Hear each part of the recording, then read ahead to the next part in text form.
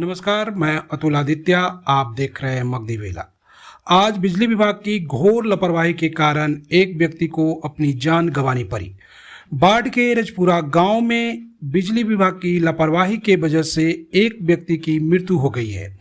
मृतक मंजीत कुमार अपने घर से दुकान खोलने के लिए सुबह सुबह दुकान की तरफ जा रहा था। उसी समय उसके ऊपर एक बिजली की तार गिरी, जिसके वजह से उनकी करंट लगने से मौके पे ही मृत्यु हो गई। ग्रामीणों ने फिर भी उन्हें सदर अस्पताल बाढ़ ले गया, जहां डॉक्टरों ने भी उन्हें मृत घोषित कर दिया। उनकी मृत्यु चूंकि घटना स्थल पर ही हो गई थी। ग्रामीणों का कहना है कि यह बिजली विभाग की घोर लापरवाही है, जिसके वजह से इस व्यक्ति की मृत्यु हुई है।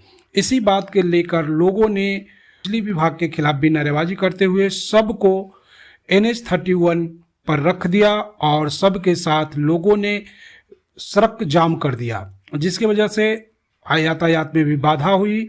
परंतु स्थानीय प्रशासन ने किसी तरह से लोगों को समझा बुझाकर फिर से यातायात बहाल कर दिया है। मृतक की उचित मुआवजा देने की बात की जा रही है। तब जाके ग्रामीणों ने सड़क को खाली किया और सबको पोस्टमार्टम के लिए सदर अस्पताल बाढ़ भेज दिया गया।